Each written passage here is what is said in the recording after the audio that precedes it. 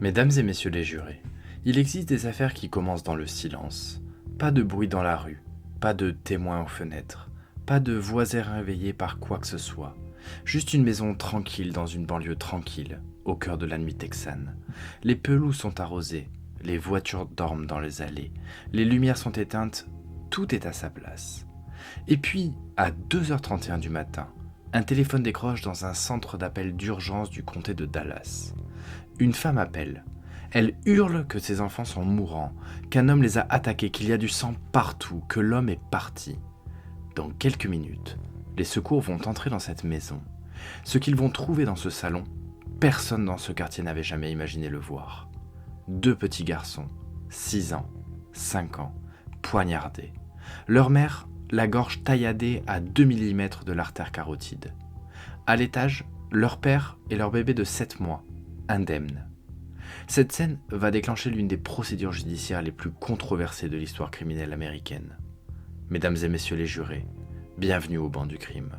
Aujourd'hui, nous ouvrons le dossier Darlie Routhier.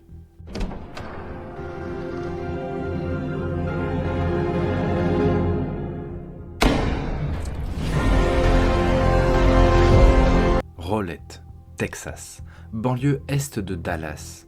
Une ville sans histoire apparente, comme il en existe des dizaines autour de la métropole. Des avenues larges, des enseignes de pharmacie, de fast-food, des quartiers pavillonnaires déclinés sur des centaines de parcelles identiques. C'est l'Amérique qui croit, ou qui veut croire, qu'en prenant de la distance avec la ville, on prend aussi de la distance avec ce qui fait peur. Une Amérique propre, ordonnée, visible. Une Amérique qui a un plan de maison, une boîte aux lettres et une pelouse à tondre. Eagle Drive, une rue comme les autres dans ce quartier comme les autres. Des maisons en briques rouges, entretenues avec soin.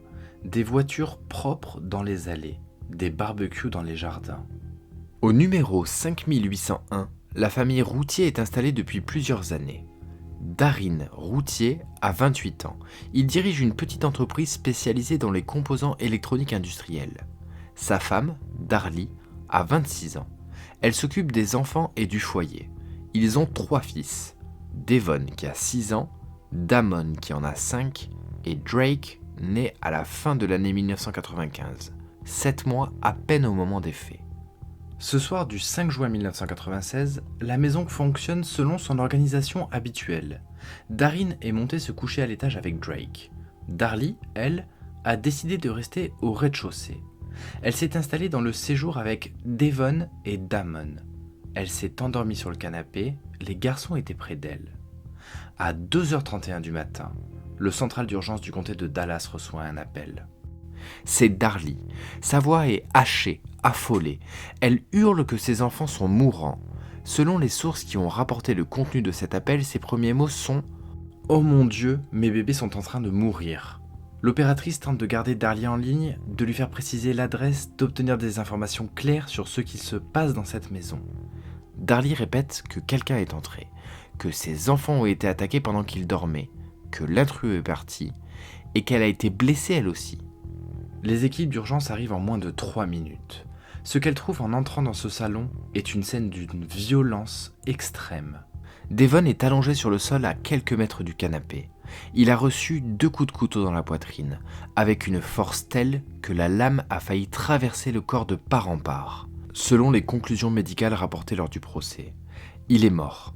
Damon est à proximité. Il respire encore mais à peine. Il a été poignardé à de multiples reprises dans le dos. Une demi-douzaine de coups ou davantage selon les sources médicales. Les secouristes l'embarquent immédiatement en direction du Baylon Medical Center de Garland. Damon mourra pendant le trajet. Darlie est dans la cuisine ou le couloir selon les premières dépositions des intervenants. Elle saigne.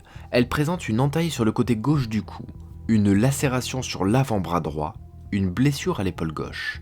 La blessure à la gorge est la plus sérieuse. Les chirurgiens qui interviendront établiront que la plaie s'est arrêtée à 2 mm de l'artère carotide. 2 mm. Elle est transportée en urgence vers le même Baylor Medical Center. À l'étage, les secouristes réveillent Darren Routhier. Il est indemne.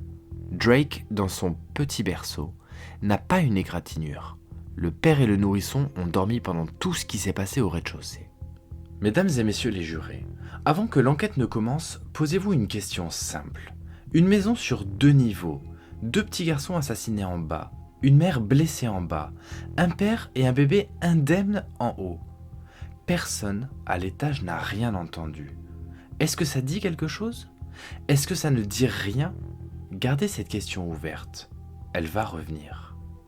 Le récit que Darlie livre aux policiers dans les premières heures est le suivant.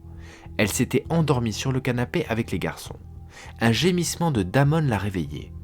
En ouvrant les yeux, elle a vu la silhouette d'un homme qui s'éloignait en direction de l'utilitaire, la pièce arrière qui communique avec le garage et donne sur la ruelle. Elle l'a poursuivi, elle l'a vu disparaître. Elle a ramassé un couteau tombé sur le sol. Elle a réalisé que ses fils étaient blessés. Elle a attrapé le téléphone et elle a appelé le 911. L'homme qu'elle décrit, grand, vêtu de noir, une casquette sombre. Elle n'a pas vu son visage. Elle ne peut pas le décrire davantage. Les enquêteurs du département de police de Rowlett commencent à travailler la scène immédiatement. Et presque immédiatement, quelque chose cloche. Pas d'empreinte digitale non identifiée sur les surfaces de contact de la pièce principale. Pas de traces de chaussures extérieures dans la maison ni à proximité des points d'accès potentiels. Aucun signe de lutte cohérent avec une attaque par un inconnu entré de force. Pas de mobilier renversé dans un couloir. Pas de lampe brisée. Pas de résistance physique engagée dans un espace resserré. La scène n'a pas la configuration d'une irruption extérieure violente et précipitée. La seule ouverture susceptible d'avoir permis l'entrée d'un intrus est une fenêtre de l'utilitaire dont le moustiquaire est découpé. C'est le point sur lequel la défense s'appuiera pour soutenir la thèse de l'intrusion. Mais les techniciens qui examinent ce moustiquaire dans les jours suivants vont noter plusieurs choses troublantes. Des fibres de verre. Du même type que celles de ce moustiquaire sont retrouvées sur un couteau à pain issu de la cuisine des routiers. Et la direction de la découpe, selon l'analyse des experts, suggère que le moustiquaire aurait pu être entaillé de l'intérieur vers l'extérieur, et non de l'extérieur vers l'intérieur, comme il aurait dû l'être si un intrus avait forcé ce passage. La défense contestera cette lecture, mais elle figure dans les rapports initiaux. Juré, voici la scène de crime telle qu'elle se présente aux enquêteurs à l'aube du 6 juin. 2 enfants morts, attaqués avec un couteau qui venait de cette cuisine, dans une maison sans trace d'un passage extérieur. Aucune de ces constatations n'est une preuve de culpabilité, mais elle dessine quelque chose, une direction. Et dans une enquête criminelle, la direction que prennent les premières heures compte énormément. Un couteau est retrouvé dans la cour arrière de la maison, à l'extérieur. C'est l'arme probable du crime.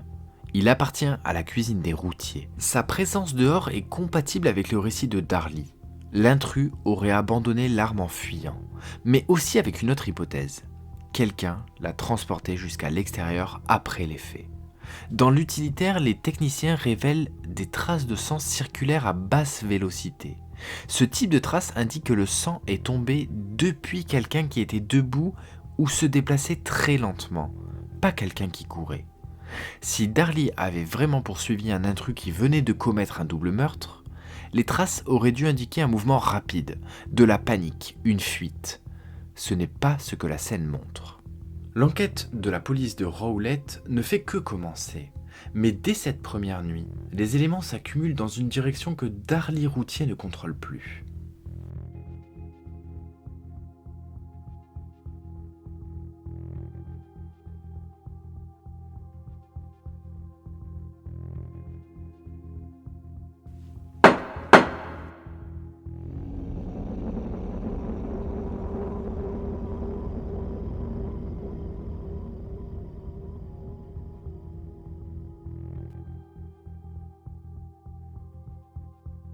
Mesdames et messieurs les jurés, revenons un peu en arrière. Darlie Lynn Peck naît le 4 janvier 1970 à Altoona, en Pennsylvanie. C'est une ville ouvrière, posée au pied des Appalaches, loin des côtes et de leur illusion. Elle grandit dans un milieu modeste. Les gens qui l'ont connue adolescente la décrivent comme une jeune femme volontaire, soucieuse de son apparence et populaire dans son entourage. Elle a une façon de vouloir les choses pas dans l'impatience mais avec une constance tranquille. Elle sait ce qu'elle veut obtenir. Et ce qu'elle veut, c'est simple. Une belle vie. Une maison propre dans un quartier propre. Une famille. La réussite telle qu'elle se donne à voir dans les magazines et dans les rues de ces banlieues américaines qui en promettent l'image. Elle rencontre Daryn Routier à Lubbock, au Texas, quand elle est encore adolescente. Il est alors assistant manager dans un restaurant et a quelques années de plus qu'elle. Ils se mettent ensemble, se fréquentent pendant plusieurs années et se marient en 1988. Darly a 18 ans. Daryn a le projet d'une entreprise. Darly a le projet d'un foyer. Ensemble, ils construisent les deux. Devon naît en 1989, Damon en 1991. Ce sont deux garçons actifs, proches, turbulents comme deux frères qui se partagent tout. Darly les élève au quotidien. Elle est à la maison, elle gère les enfants, les repas, les activités, les médecins, le calendrier. Daryn travaille, développe son entreprise, rentre le soir. C'est une organisation classique dans un milieu qui la normalise et dans lequel personne ne demande à Darly si elle va bien. Drake arrive en décembre 1995, le troisième enfant en moins de 7 ans. 3 garçons sous le même toit, un nourrisson, 2 enfants d'âge scolaire et une mère, seule à gérer tout ça pendant que son mari tente de sauver son entreprise. Mesdames et messieurs les jurés, avant d'entrer dans les éléments financiers que l'enquête va mettre au jour, posez-vous une question humaine que cette affaire a rarement posée publiquement. Quelle est la réalité concrète d'une femme de 26 ans, avec 3 enfants dont un nourrisson de 7 mois, sans soutien extérieur dans un foyer, sous pression économique au Texas, en 1996 ? Ce portrait-là, l'accusation ne le dressera jamais au procès, et elle va en dresser un autre. La maison d'Eagle Drive est grande, trop grande sans doute pour les revenus réels du foyer à ce moment-là, mais les apparences sont intactes. Une résidence en briques dans un quartier soigné, une voiture de sport pour Daryn, du mobilier, des équipements, un jardin avec une clôture, tout ce qui ressemble de l'extérieur à une réussite familiale Texas dans les années 1990. C'est ce que les voisins voient, c'est ce que les connaissances voient, c'est ce que la façade donne à lire. Sous la surface, l'enquête va découvrir une réalité différente. L'entreprise de Daryn traverse au printemps 1996 une période de graves difficultés. Selon les éléments produits lors du procès et rapportés par la presse américaine, les dettes s'accumulent. Les créances ne sont plus honorées régulièrement. Selon certaines sources, le couple envisagerait sérieusement un dépôt de bilan. La maison de 5801 Eagle Drive, symbole de leur progression sociale, était en train de devenir un fardeau financier que la situation réelle ne pouvait plus soutenir. L'accusation va mettre en avant un autre élément, des polices d'assurance vie contractées sur les enfants. Ce point sera âprement contesté par la défense au procès. L'avocate de Darly et ses soutiens ont souligné que le montant total de ces polices, autour de $10 000 selon les informations rapportées, est si faible qu'il ne constitue pas un mobile crédible. Pourquoi tuer 2 de ses propres enfants pour une somme qui ne réglerait aucun de leurs problèmes financiers réels ? Demande-t-il, tout en laissant indemne le 3e fils et son mari. Cette question n'a jamais reçu de réponse satisfaisante de la part de l'accusation. Mais dans la logique d'un procès, la question n'est pas de savoir si le mobile est rationnel. La question est de savoir si le jury y croit. Et le jury en 1997 a entendu les mots « police d'assurance sur les enfants » et « difficultés financières » dans la même phrase que le nom de Darly Routier. Ce que ça a produit dans l'esprit des jurés, personne ne peut le mesurer rétrospectivement. Sur le portrait de Darly elle-même, les témoins entendus lors de l'enquête se divisent nettement. Des proches et des membres de la famille la décrivent comme une mère aimante et présente. Quelqu'un qui passait du temps avec ses fils, qui s'impliquait dans leur vie et qui ne fuyait pas les responsabilités quotidiennes du foyer. Pas une mère froide, pas une femme indifférente. D'autres témoins, des voisins, des connaissances, signalent un changement récent. Une Darly plus distante, moins disponible, parfois déprimée dans les semaines précédant le drame. Certains témoignages évoquent des confidences qu'elle aurait faites sur de la fatigue, son sentiment d'être submergée. Ces confidences, si elles ont été tenues, s'inscrivent dans un contexte objectivement éprouvant. un nourrisson de quelques mois, 2 enfants actifs, un mari absorbé par ses difficultés professionnelles et une situation financière qui se détériore en silence. Juré, ces témoignages contradictoires sur la personnalité de Darlie Routier illustrent quelque chose qu'on oublie souvent dans les affaires criminelles. Une femme peut être à la fois une mère aimante et une femme épuisée, à la fois présente et absente selon les jours, à la fois compétente et en train de craquer. Ces 2 portraits ne s'excluent pas, et aucun des 2 ne dit ce qui s'est passé dans ce salon la nuit du 6 juin 1996. Darine Routier va naturellement attirer l'attention des enquêteurs.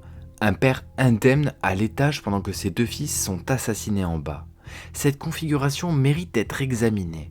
Les premiers avocats de Darlie, notamment Douglas Parks, le défenseur commis d'office, soupçonneront Darine et voudront explorer cette piste. Mais l'enquête ne trouvera pas d'éléments à charge contre lui. Darine coopère pleinement. Sa version des faits, endormi à l'étage et réveillé par les secours, est cohérente et se maintient sans contradiction. Aucune preuve matérielle ne le place sur la scène de crime. Aucune charge ne sera jamais retenue contre lui. L'avocat qui prendra le relais de la défense, Doug Mulder, choisira de ne pas poursuivre la piste Darine. Cette décision stratégique sera critiquée lors des procédures d'appel. Elle n'aura aucun effet sur l'issue du procès. Ce que l'enquête a désormais devant elle, c'est ce portrait construit en quelques jours. Une famille sous pression financière, une mère décrite de façon contradictoire, une scène de crime sans trace d'intrus et une seule personne blessée parmi les adultes. Il ne faut pas longtemps aux enquêteurs de Rowlett pour décider dans quelle direction ils vont creuser.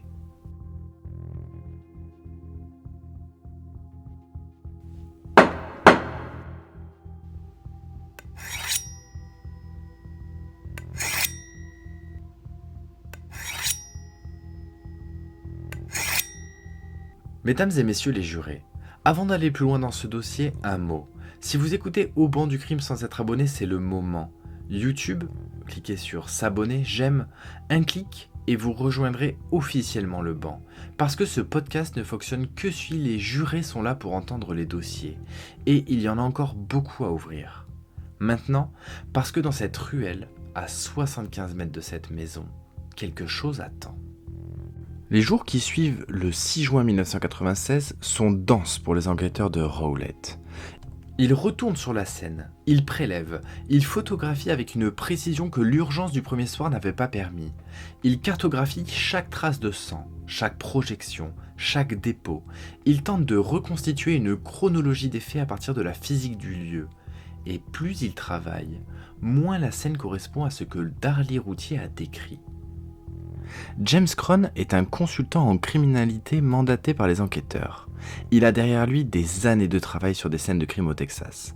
Sa réputation est celle d'un homme d'expérience. Quand il entre dans la maison de 5801 Eagle Drive pour l'examiner, il prend des notes, il regarde et il rend son verdict. Mise en scène. Il estime que la configuration de la scène ne correspond pas à une attaque perpétrée par un intrus d'extérieur. Selon lui, quelqu'un a arrangé les éléments après les faits pour simuler une irruption. Ce qui pose un problème qui va traverser ce dossier pendant des décennies, c'est le temps qu'il a pris pour arriver à cette conclusion. 20 minutes. 20 minutes d'examen pour décider qu'une scène de double meurtre avec une survie d'une adulte et des blessures graves est une mise en scène. Pas 20 heures, pas 20 jours, 20 minutes. Cron admettra lui-même lors de dépositions ultérieures dans le cadre des procédures d'appel qu'il n'avait pas de base scientifique formalisée pour cette conclusion, qu'il avait suivi son instinct professionnel. Cette confession sera l'un des arguments centraux de la défense dans ses demandes de révision. Mesdames et messieurs les jurés, arrêtons-nous là une seconde. Un expert rémunéré par les autorités, sur la base de 20 minutes de travail et de son instinct, déclare qu'une scène de crime est une mise en scène. Et cette conclusion va orienter toute l'enquête, nourrir l'accusation au procès et contribuer au verdict. Est-ce que vous trouvez cette fondation solide ? Parce que les cours d'appel ont été amenés à se poser exactement cette question. Les analyses de traces de sang vont apporter d'autres éléments, plus techniques mais tout aussi lourds. Dans l'utilitaire, la pièce que Darlie dit avoir traversée pour poursuivre l'intrus, les traces de sang sont de type chute libre circulaire à basse vélocité. Ce type de trace indique que le sang est tombé depuis une source en état de lenteur ou d'immobilité. Pas quelqu'un qui court, pas quelqu'un qui fuit en panique. Si Darlie a vraiment poursuivi un homme qui venait de poignarder ses deux fils, les traces dans cette pièce auraient dû présenter un profil différent. Des projections obliques, des traces allongées indiquant le mouvement, la précipitation. Ce n'est pas ce que les techniciens trouvent.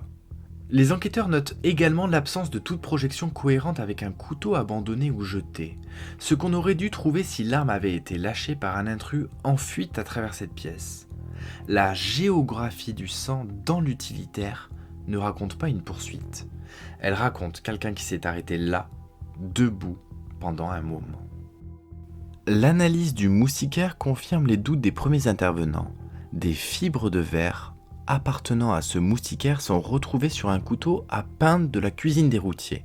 La direction de la découpe dans le treillis du moustiquaire est examinée. Les experts de l'accusation concluent que l'entaille a été faite de l'intérieur vers l'extérieur. Si c'est exact, la fenêtre de l'utilitaire n'est pas un point d'entrée, c'est un point de sortie, ou une mise en scène de point d'entrée. C'est dans ce contexte de doute accumulé que la chaussette va surgir. À environ 75 mètres de la maison, dans la ruelle qui longe les fonds de jardin d'Eagle Drive, des enquêteurs retrouvent une chaussette. Une seule, tachée de sang. Les analyses ADN confirmeront que cette chaussette porte le sang de Devon et de Damon Routier. Une chaussette, 75 mètres. Le sang de 2 enfants assassinés. Pour la défense, cet objet est la pièce à conviction la plus importante du dossier. C'est le seul élément physique retrouvé à l'extérieur de la maison qui porte le sang des victimes. Si quelqu'un portait cette chaussette en fuyant par la ruelle cette nuit-là, ou si elle était dans sa poche, dans son sac accroché à ses vêtements, voilà une trace de son passage. Une trace concrète, matérielle, indiscutable. La défense s'y accrochera à chaque procédure, à chaque appel, à chaque demande de révision. Cette chaussette, selon elle, prouve que quelqu'un est parti par cette ruelle. Jurés, posez-vous cette question et posez-la sérieusement. Si vous vouliez simuler l'existence d'un intrus extérieur et que vous décidiez de planifier cette mise en scène, est-ce que vous penseriez à prendre une chaussette souillée du sang de votre propre enfant et aller la déposer à 75 mètres dans la ruelle, en pleine nuit, après avoir subi une blessure à la gorge à 2 mm de la carotide? Est-ce que ce geste fait sens dans le cadre d'une mise en scène improvisée? Pour l'accusation, la réponse est oui. La chaussette a été plantée. Elle appartient à la maison des routiers. Sa présence dans la ruelle est trop commode pour être fortuite. Elle a été déposée là, selon le procureur, pour accréditer une histoire d'intrus qui fuit. Une histoire qui ne tient pas sur la scène de crime elle-même. Ni l'accusation, ni la défense ne peut prouver sa thèse sur cette chaussette avec une certitude absolue. C'est un objet sans témoin, retrouvé dans une ruelle, dont la présence reste inexpliquée dans les deux hypothèses. Elle ne s'explique pas proprement si c'est Darlie qui l'a mise là, l'acte est irrationnel dans le contexte de la nuit, elle ne s'explique pas proprement non plus pour une fuite d'intrus. Personne n'a rien vu ni entendu dans cette ruelle, et une chaussette seule tachée de sang ne constitue pas une trace de passage convaincante. Elle reste là, à 75 mètres, comme un point d'interrogation sans réponse. Le 18 juin 1996, 12 jours après la mort de Devon et Damon, Darlie Routier est arrêtée. Elle est formellement inculpée du meurtre avec préméditation de ses 2 fils. Elle nie. Depuis le lendemain matin du 7 juin 1996, depuis les premières dépositions à l'hôpital jusqu'à maintenant, Darlie Routier dit la même chose. Elle n'a pas tué Devon et Damon. Qu'un homme est entré dans cette maison, qu'il a fait ça, que personne ne l'a cherché et que personne ne l'a cru.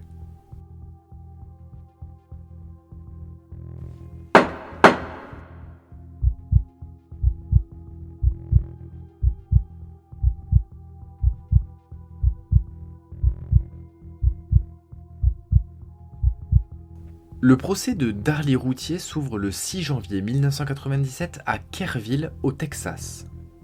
La défense avait demandé un changement de juridiction. La couverture médiatique de l'affaire dans le comté de Dallas avait été si massive, si orientée, que sélectionner un jury impartial à Rowlett ou dans la banlieue américaine de Dallas semblait impossible. La cour accorde le transfert.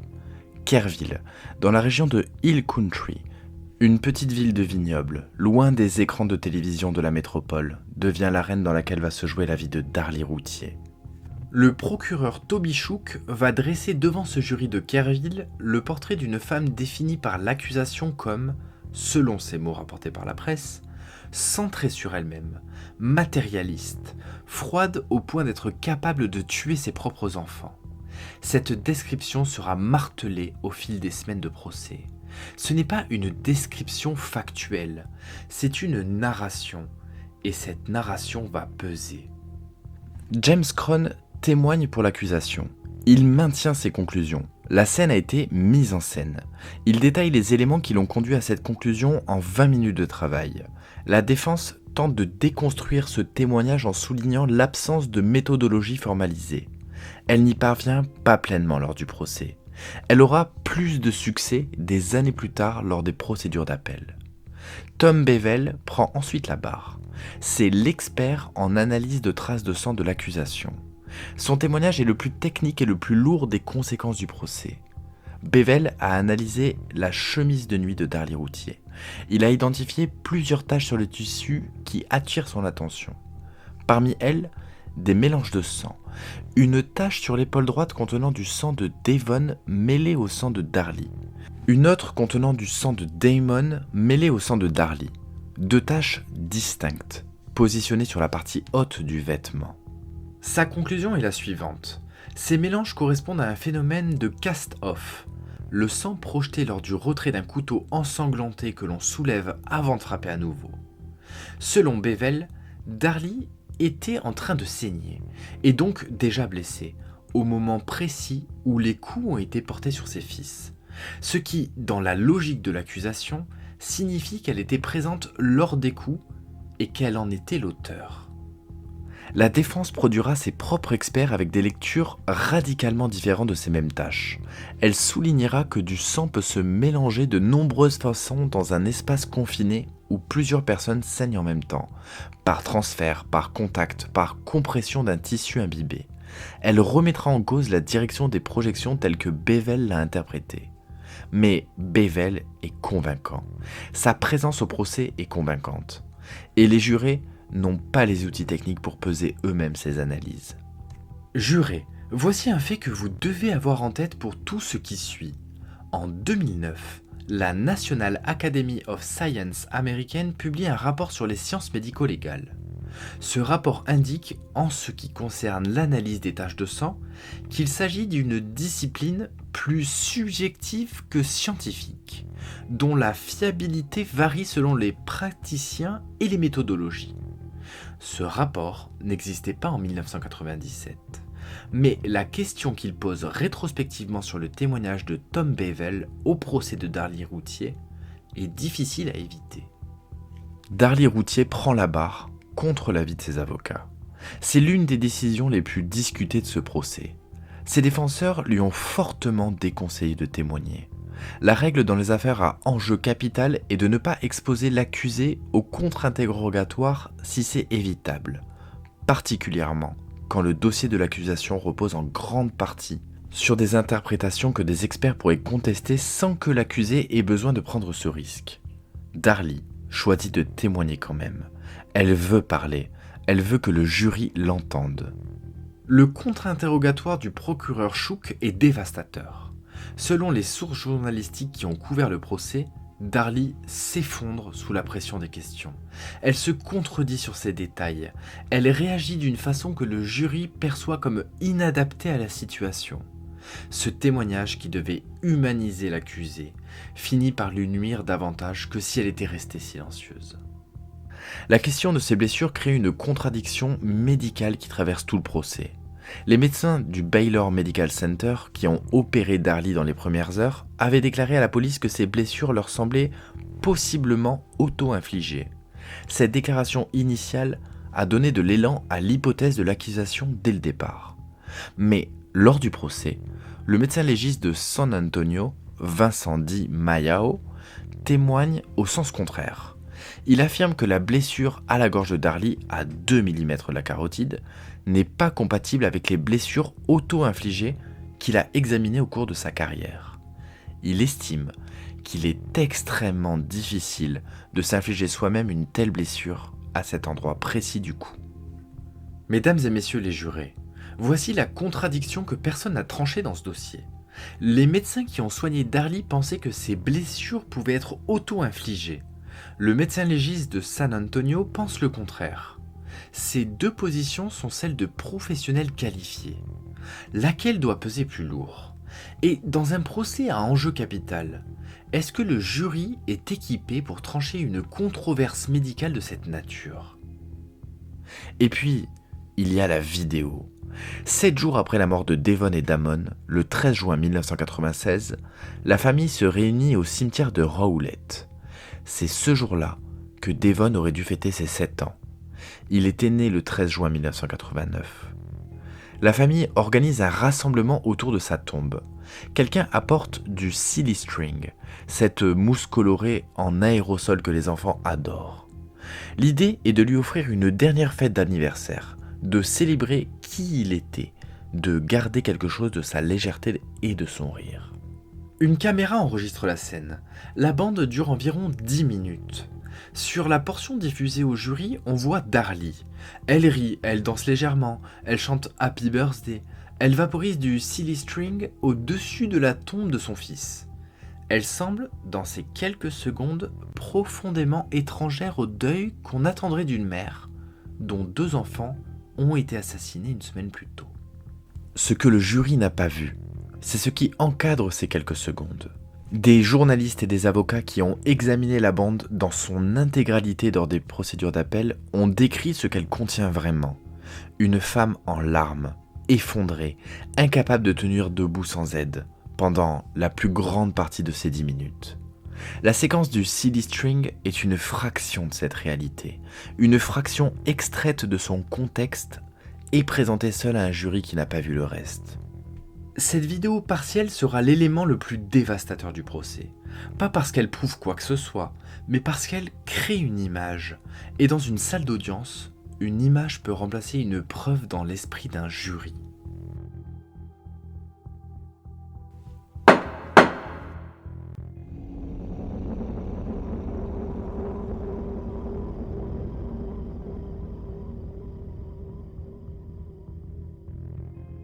Le 4 février 1997, après délibération, le jury de Kerrville rend son verdict. Darlie Routhier est reconnu coupable du meurtre avec préméditation de Damon Routhier. La formulation est précise et elle mérite une explication. L'accusation a choisi de poursuivre Darlie pour le meurtre de Damon, 5 ans, et non pour celui de Devon, 6 ans. Et il y a une raison juridique à ce choix. En 1996, au Texas, la loi sur la peine capitale prévoit une éligibilité spécifique pour le meurtre d'un enfant âgé de moins de 6 ans. Damon avait 5 ans. Devon avait 6 ans. Il avait passé ce seuil. En ciblant Damon, le procureur maximise ses chances d'obtenir une condamnation à mort. La défense a interprété cette stratégie comme le signe que l'accusation n'était pas suffisamment sûre de son dossier sur les 2 meurtres à la fois, qu'elle a choisi le terrain le plus juridiquement favorable pour obtenir le résultat qu'elle cherchait. Darlie Routhier est également inculpé pour le meurtre de Devon. Ce second procès ne se tiendra jamais. Il reste suspendu depuis 1997 comme une procédure fantôme attachée au dossier. La peine de mort est prononcée quelques jours après la condamnation. Darlie Routhier est transféré vers la Patrick O'Daniel Unit à Gatesville au Texas. C'est l'établissement qui accueille les femmes condamnées à mort dans l'État du Texas. Elle y entre à 27 ans. Mesdames et messieurs les jurés, voici sur quoi repose cette condamnation à mort. L'analyse d'un consultant criminel qui a conclu à une mise en scène en 20 minutes, sans méthode formalisée, sur la base de son instinct. Il l'admettra lui-même. Une analyse de taches de sang qui sera qualifiée des années plus tard par la NAS de discipline plus subjective que scientifique. Un témoignage de l'accusé qui s'effondre sous le contre-interrogatoire. et une vidéo de quelques secondes extraite d'une bande de 10 minutes, sans contexte. Est-ce que c'est suffisant pour une condamnation à mort ? C'est la question que les avocats de Darlie ont posée à chaque niveau d'appel, et la question à laquelle les cours n'ont pas apporté de réponse satisfaisante. Les procédures d'appel vont s'étaler sur des décennies. Sur James Crown, les recours soulignent sa propre admission. 20 minutes de travail sans base scientifique revendiquée. Pas une durée acceptable pour une conclusion aussi lourde de conséquences dans une affaire de peine de mort. Cet argument sera examiné par les juridictions d'appel. Elles ne l'estimeront pas suffisant pour ordonner une révision. Sur Tom Bevel, les recours mettent en lumière un pattern préoccupant. Son nom apparaît dans plusieurs autres affaires criminelles au fil des années. L'une des plus documentées est le cas de Tim Masters, condamné au Colorado pour un meurtre commis en 1987. Bevel avait témoigné pour l'accusation. Tim Masters a passé environ 9 ans en prison avant d'être libéré en 2008, après que des éléments d'enquête ignorés ou dissimulés avaient refait surface.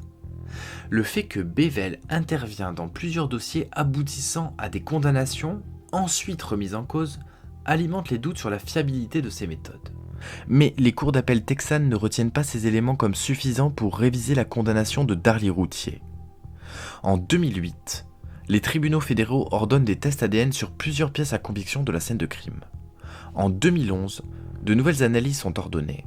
Les objets testés comprennent la chemise de nuit, le couteau, la chaussette sanglante et d'autres éléments. Ces analyses ont été attendues pendant des années par les deux camps. Les résultats, selon les déclarations publiques de l'avocat de Darlie Routier, sont intéressants, mais elle précise ne pas pouvoir les qualifier d'exonératoires. À ce jour, aucune révision n'a été obtenue sur la base de ces analyses. Les cours ont estimé à chaque étape que les éléments nouveaux ne renversaient pas la validité du verdict de 1997. Juré, voici la question que ces refus répétés posent inévitablement. Des tests ADN sont ordonnés après des années de bataille judiciaire. Les résultats sont jugés intéressants par la défense. Les cours disent pas suffisant pour réviser. Mais quelle est la nature de ce seuil pas suffisant ? Dans une affaire où la condamnation repose sur des expertises contestées et une vidéo partielle, dans une affaire de peine de mort où l'irréversibilité est la définition même de la sentence, qui fixe le niveau de preuve requis pour qu'une révision soit envisagée ? En 2011, Darren Routier dépose une demande de divorce à Lubbock, Texas, où il vit avec Drake, leur fils survivant. Il déclare que la décision est mutuelle et très difficile. Il dit qu'il croira toujours en l'innocence de sa femme. « Ça ne change pas ce en quoi nous croyons », dit-il. Il faut séparer la tragédie du mariage. Le divorce est prononcé la même année. Drake a 15 ans en 2011. Il a grandi sans sa mère, avec un père qui vit à Lubbock, dans une ville différente de celle où Devon et Damon reposent au cimetière de Rowlett. Il a grandi avec le nom de Darlie Routier, comme celui d'une condamnée à mort, pas comme celui d'une présence quotidienne dans sa vie. En 2018, la chaîne ABC diffuse une série documentaire en 4 épisodes consacrée à l'affaire, The Last Defense. La série donne la parole à Darlie, à Darren et à des partisans de sa révision. Elle met en lumière plusieurs éléments que la défense juge insuffisamment examinés au procès, notamment une empreinte de chaussures sanglantes relevée sur une table basse de la maison dont le modèle n'a jamais été identifié comme appartenant à un membre du foyer. Aucun de ces éléments n'a débouché à ce jour sur une révision judiciaire. Ce dossier soulève quelque chose que je veux formuler clairement avant de le refermer. Il soulève la question de la preuve émotionnelle dans les procès criminels. La vidéo du silly string n'est pas une preuve de meurtre. Elle est une preuve d'un comportement déconcertant, d'un deuil atypique, d'une réaction qui n'est pas conforme à l'image qu'on se fait d'une mère endeuillée. Mais le deuil ne suit pas un script. Des psychologues et des spécialistes du traumatisme ont documenté des comportements paradoxaux chez des personnes en état de choc profond. Le rire, la désinhibition soudaine, la dissociation, l'effondrement suivi d'une normalité apparente. Ce n'est pas une signature de culpabilité. C'est une signature de la détresse humaine sous sa forme la plus incontrôlable. Condamner quelqu'un à mort parce qu'on ne comprend pas sa façon de pleurer, c'est une autre question que la justice aurait dû poser à ce jury avant qu'il délibère. Devon et Damon Routier méritent que la vérité sur leur mort soit établie avec certitude. Ces deux petits garçons ont été assassinés dans le salon de leur maison un soir de juin 1996. Leur mort mérite une réponse fondée sur des preuves rigoureuses, des expertises fiables et une présentation honnête et complète des éléments à un jury. Est-ce que c'est ce qu'ils ont eu ? Ce n'est pas une question rhétorique, c'est une question ouverte. Darlie Routier est condamné à mort. Le dossier officiel est clos depuis 1997. Ses avocats continuent de se battre aujourd'hui. Les demandes continuent d'être déposées. Les refus continuent de tomber. Ce dossier parle toujours. Et vous, jurés, votre avis m'intéresse. Qu'en pensez-vous ? Mesdames et messieurs les jurés, la séance est levée. Vous venez d'écouter Au banc du crime. Si cet épisode vous a marqué, partagez-le. Un partage, c'est un nouveau juré qui entre dans la salle. Et pour ce podcast, chaque juré compte. Retrouvez-nous sur Spotify, Apple Podcasts, YouTube et toutes les plateformes de diffusion. Abonnez-vous et laissez une note de 5 étoiles. Merci beaucoup. On se retrouve mardi prochain.